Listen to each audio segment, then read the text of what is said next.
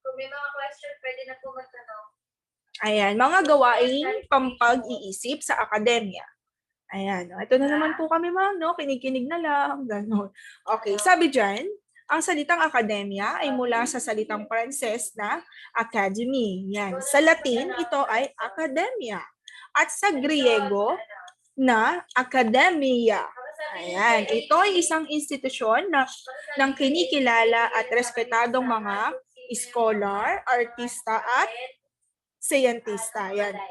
Na ang layunin ay isulong, paunlarin, palalimin, at palawakin ang mga kaalaman at kasanayang pampag-iisip. Ayan, upang mapanatili ang mataas na pamantayan ng partikular na larangan. Ayan, kung mapapansin nyo, mga anak, o diba, ma'am, bakit ba kailangan namin yung academic na yan? Bakit ba kailangan namin laging magsulat? Ayan. Mga anak, sa pamamagitan ng pagsusulat, ayan, kung mapapansin nyo, di ba, ang layunin ng pagsusulat ay palalimin at palawakin ang ating kaalaman. O di ba sabi ko nga sa inyo, may times or may mga panahon na kapag nagsusulat tayo, kung ano-ano yung naiisip natin. Tama ba ako? Di ba? Gumagana yung imahinasyon natin at yung mga naiisip natin na isusulat na lang natin. O di ba kapag pinapagawa kayo ng sanaysay? O, di ba? Paksa lang yung binigay ko, pero pag binabasa ko yung mga sanaysay nyo, mga anak, ang gaganda. No? Yung iba sa inyo, gumagamit pa ng mga malalalim na salita. Yan. Sa pamamagitan ng pagsusulat, tingin ko naman, napapalawak yung kaisipan nyo at napapagana rin yung imahinasyon. Okay, yan po yung layunin. Layunin nyo bilang mag-aaral, kaya kayo merong research, no? Hindi lang po sa pagsusulat. Kasi nagsusuri din kayo ng iba't ibang teksto. Nang sa gayon, yung mga teksto na nasusuri nyo, na ibabahagi nyo pa sa inyong mga kaklase o sa mga kaibigan nyo, no? Batay doon sa mga nabasa nyo, nabasa ko na to eh. O, tapos bibigyan nyo ng sarili nyong pagpapaliwanag. Ayan. Yung research na gagawin nyo, talaga namang palalalimin at palalawakin yung kaalaman nyo. Diyan nyo rin marirealize o mararanasan nyo dyan na hindi lang dapat basa yung ginagawa nyo. Kasi bukod sa binabasa mga anak, dapat susuriin yung mabuti. Hindi porket pareho lang ng paksa o pareho lang ng pagpapaliwanag, yun na agad yung isasagot nyo. Susuriin nyo pang mabuti yon. At may mga times din, nakakausapin nyo pa yung mga kagrupo nyo, tama ba itong ginawa ko? Hindi, parang may mali. Ayan, no? Nagko-collab kayo ngayon. Ayan. No? Pero minsan, no, sa research na yan, dyan din nagkakasira-sira magkakaibigan. No? Oh. Sabi niya, wala naman kayang ginagawa si Daisy, no? Bakit pa natin isasama? Ayan, no? Sumbatan na. Lalo na pag defense, no? Magtuturo-turoan na yan. Tapos yung matatawag ni, halimbawa, may uupo doon sa panelist nyo, no? Matatawag si Daisy, konti lang yung alam niya doon. Tapos tinanong siya ng panelist. Hindi niya masasagot, no? Yung tanong ng teacher, wait, no? Hindi na makakagraduate. Alam, ma'am, tinatakot mo ba kami? Hindi. Pero parang gano'n na nga. Ayan. Malikhain at mapanuring pag-iisip. Okay, sabi diyan, ang mapanuring pag-iisip ay ang paggamit ng kaalaman, no? Kakayahan, pagpapahalaga at talino. Yan. Upang epektibong harapin ang mga sitwasyon at hamon sa buhay. Ayan, hindi lang sa paaralan ginagamit yung pagsusulat na to, no? Yung akademiko na tinatawag natin na yan. Maging sa pang-araw-araw na buhay din natin. Diba? May mga tao na kung minsan nahihiya silang magsalita through personal, tama ba ako, na idadaan na lang sa sulat. O kaya dahil online ngayon, no, pag may problema ka, pwede i-chat mo na lang, no, kung sino yung, baka, Daisy, baka may pera ka dyan. Tsare, hindi naman gano'n, di ba? Kung minsan ayaw isiwalat yung kanilang nararamdaman sa pamamagitan ng oral, ano ginagawa nila? Dinadaan sa sulat. O, di ba? Dati, wala naman tayong mga teknolohiya eh. Wala tayong cellphone, 'di ba? Sa paraan din ng pagsusulat. 'Di ba? Dati nga may kapempal pa yung mga magulang niyo. Ma'am, ano yung pempal? May kasulatan. Yung tipong 2 linggo bago makarating doon sa kausap. No? Pero ngayon, no, nagta-type ka pa lang. Alam na agad nung kausap mo yung isasagot mo. No? Meron bang ganon? Okay. Ayan, so sa akademiko at maging sa gawaing di akademiko. Ayan, nagtutulungan ang dalawang kakayahang ito upang makabuo ng mga paniniwala sa buhay at pagdedesisyon. Ayan, mamaya tatalakayin natin ang akademiko at di akademiko. Ano ba yung dalawang yon? Ayan, hindi kailangang maging henyo o talentado. Yan, hindi mo daw kailangan maging henyo at talentado, no? Upang maging malikhain. Ayan. Bakit? Kasi sa akademya, ayan, ang mga katangiang ito ay nilinang at pinauunlad sa mga mag-aaral. Ayan. Malaki ang maitutulong nito upang mapagtagumpayan ang mga hamon sa kolehiyo, trabaho, at araw-araw na pamumuhay. Okay, akademiko versus di akademiko. Sabi dyan, ang salitang akademiko o academic ay mula saan? Mula sa wikang Europeo. Ayan. At sa Pranses, kapag sinabi natin akademiko, ang ibig sabihin sa kanila ay academic. Ayan. Sa medieval Latin, academicus, yung ibig sabihin ng akademiko. Ayan. Noong gitnang bahagi ng ika-16 na siglo, mga anak, tumutukoy ito o may kaugnayan sa edukasyon, scholarship, institusyon, o larangan ng pag-aaral. Ayan, na nagbibigay tuon sa pagbasa, pagsulat, at pag-aaral. Ayan. Kaiba saan? Kaiba sa praktikal o technical na gawain. Okay, no, napakalawak ng akademiko, no? Sabi nga diyan, hindi lang daw 'yon sa pag-aaral ng o nagbibigay tuon ka saan sa pagbabasa mo, sa pagsusulat mo, no? Maging saan? Maging sa praktikal o technical na mga gawain. Akademiko yung pinaiiral. Okay, akademya. Yan. Nililinang dito ang mga kasanayan at natutuhan ng mga kaalamang kaugnay saan? Kaugnay ng larangang pinagkakadalubhasaan. Yan. Kasanayan sa pagbasa, pakikinig, syempre maging sa pagsasalita, panunood, at pagsulat. Ayan po ay ang 5 makrong kasanayan, no? Ang napapaunlad sa pagsasagawa ng mga gawain sa larangan, ayan, analysis, yan, diba, nag-analysis kayo, mapanuring critical, ayan, pananaliksik yung gagawin yung research, no?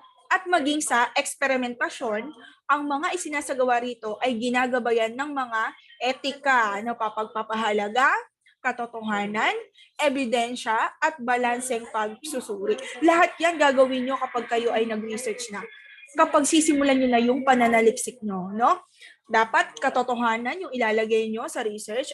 Dapat may ebidensya kayo. No? Hindi lang, nandiyan din yung times na mag-i-interview kayo, magsisurvey kayo, depende kung anong klase ng pananaliksik yung gagawin nyo.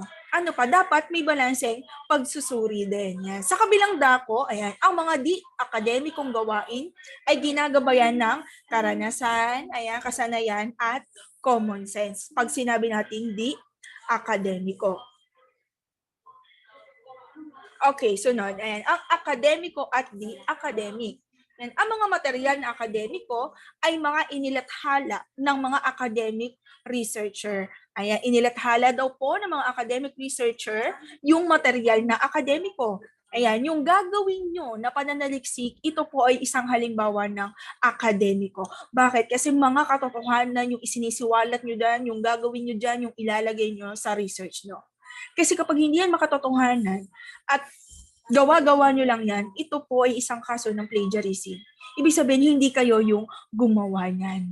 Okay, maaaring ang mga ito ay may pananaliksik ng mga taong nag-aaral o nagtuturo, ayan, sa mga paaralan. Ang di-akademiko, pag sinabi natin di-akademiko, ito po ay mula sa mga hindi eksperto sa mismong paksa. Ayan.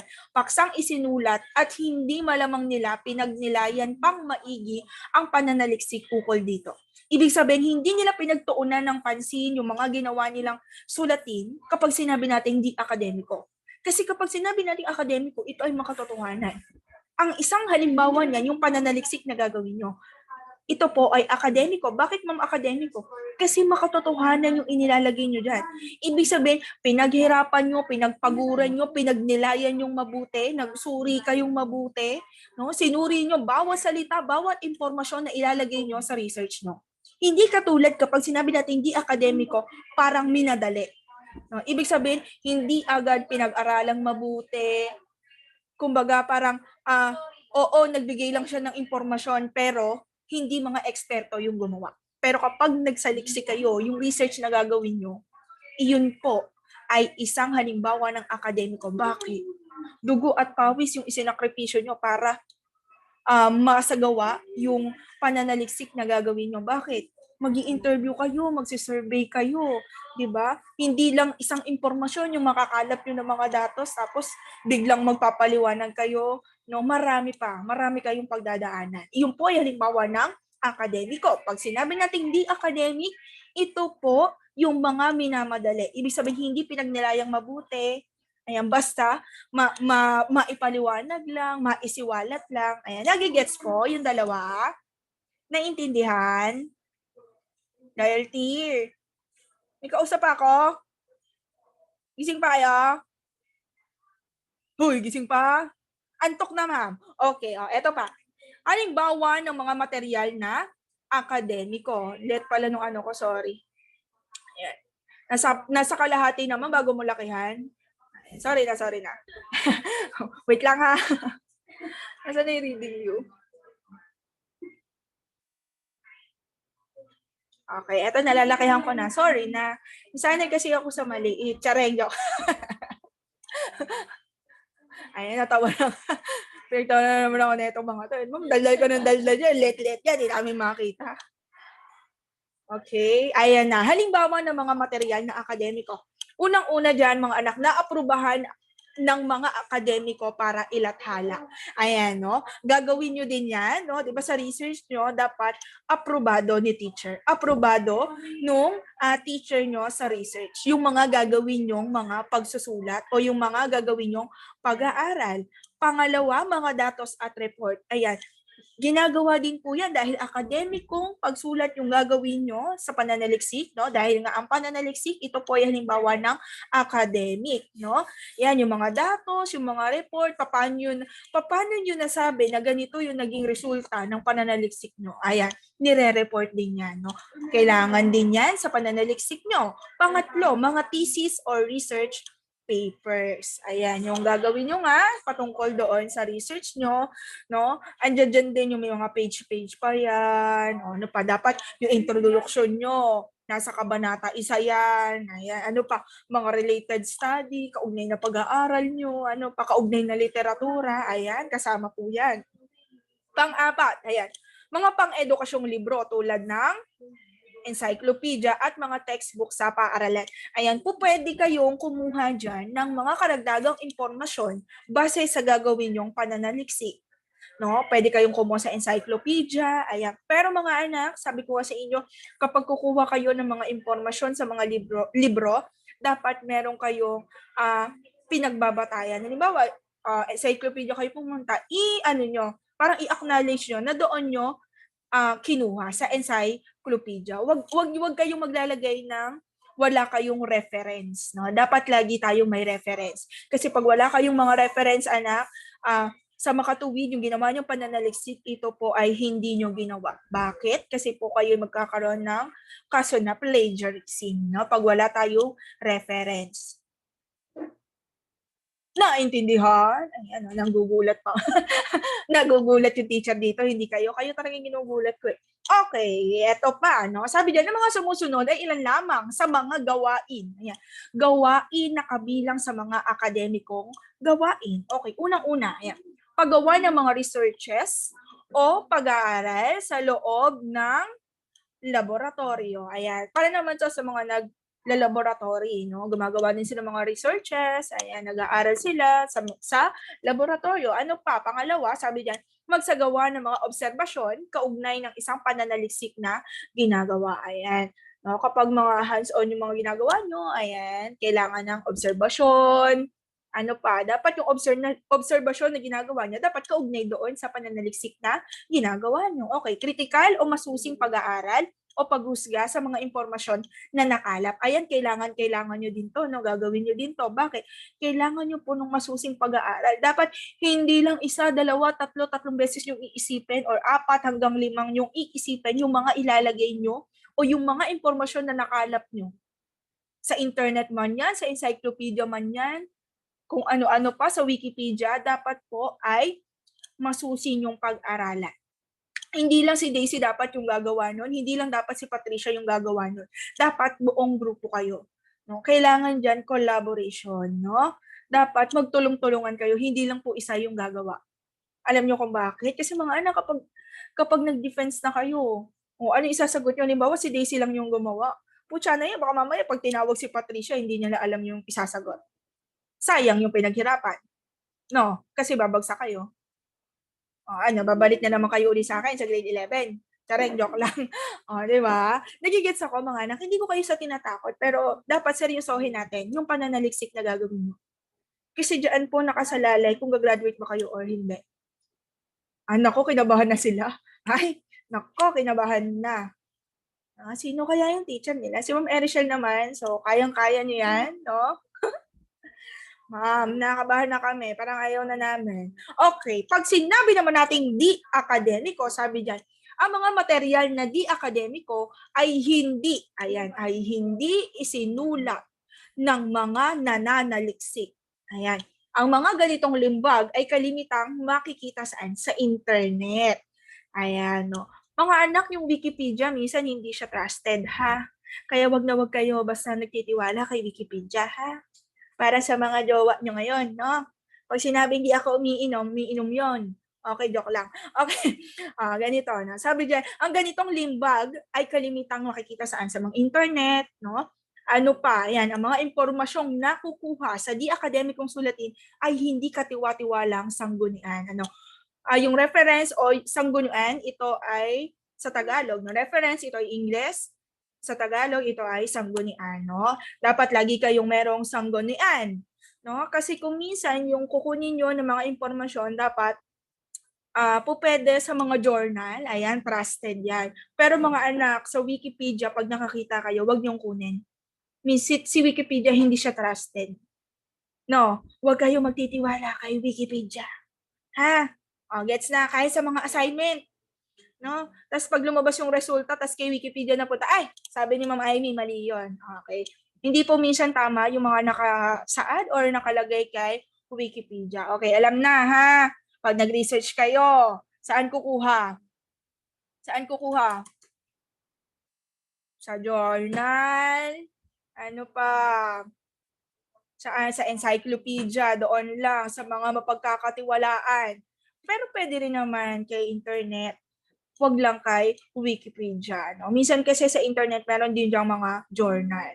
Okay. Tapos lagi nyo ilalagay yung sanggunian nyo. Saan nyo nakuha? Kung sa internet nakuha, dapat merong sanggunian. No? Kasi makakasuhan kayo ng plagiarism.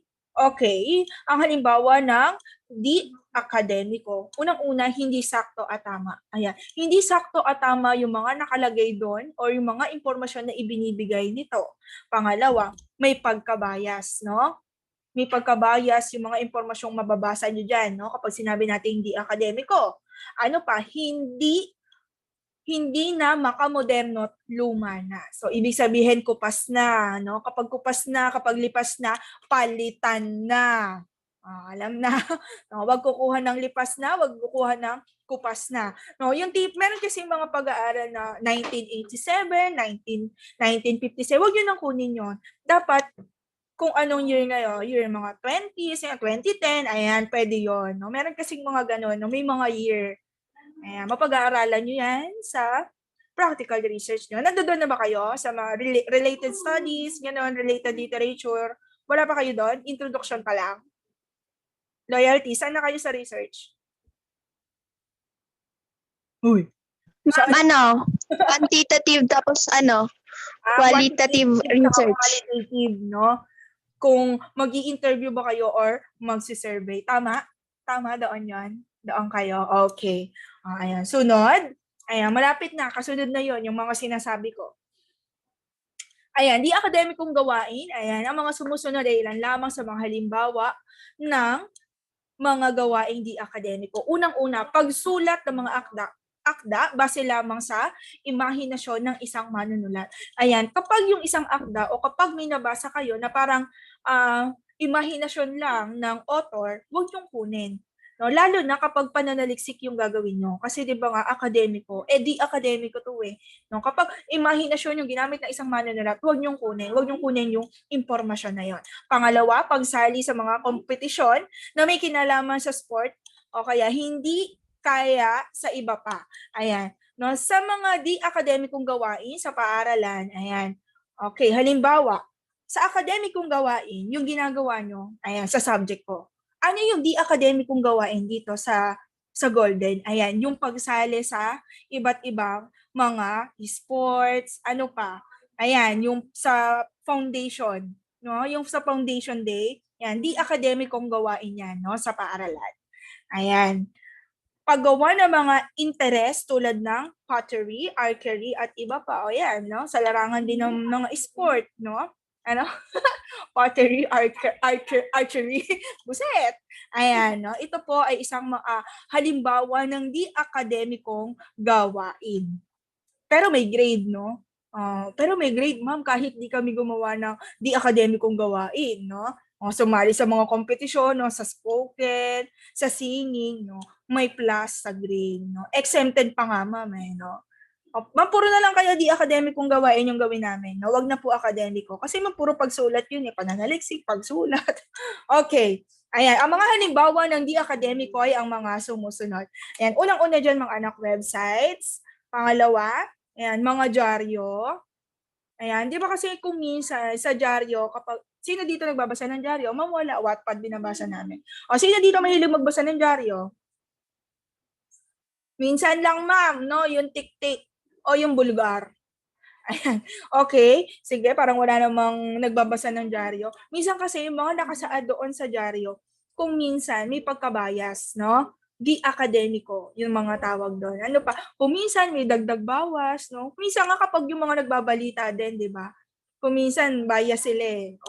Ayan, no? Di ba? Nandito sa halimbawa, pangatlo, magazine, no? Ma'am, nakita ko nga sa magazine, parang hindi naman totoo yung yung dibdib nun. Grabe naman yun, di ba? Hindi makatotohanan. Ano pa? Pang-apat, mga telebisyon, radyo, ano pang klase o uri ng media. Nababasa natin sa Facebook, sa Twitter. Kung minsan hindi naman totoo yun eh, tama? Kung minsan gawa-gawa lang. Okay, ito po ay pagpapatuloy natin sa susunod kasi may papagawa ko sa inyo. Pero pwede nyo pang tawag dito, ipasa to. Pero papagawa ko to bukas, pero sasabihin ko na lang. Ang gulo mo, ma'am. Okay, ganito, di ba self-paced kayo bukas? No? Dahil yung iba sa inyo ay hindi naman umattend sa akin, pwede, kung hindi kayo busy, gawin nyo na ngayon. Kasi may oras pa naman. Kung busy kayo, edi pwede, gawin nyo na lang to bukas. Okay, para may nakasulat na dyan sa notebook ni Donna. No? Kasi wala daw nakasulat sa kanya. Okay, ganito. Batay sa pinaliwanag ko ngayon, no? Ipapaliwanag nyo sa akin, siguro, mga nasa 4 hanggang 5 pangungusap, ano yung pagkakaiba or pagkakaintindi nyo lang ng akademiko at di akademiko. Ayan, nagigets po? Nagigets yung gagawin? Ayan, 4 or 5 pangungusap, pwede na sa akin, no? Kung ano lang yung pagkakaintindi nyo, ipapaliwanag nyo lang ano yung pagkakaintindi nyo sa akademiko at di akademiko, base sa pinaliwanag ko ngayon. Okay, pagpapatuloy natin tong talakayan natin kasi wala pa kayong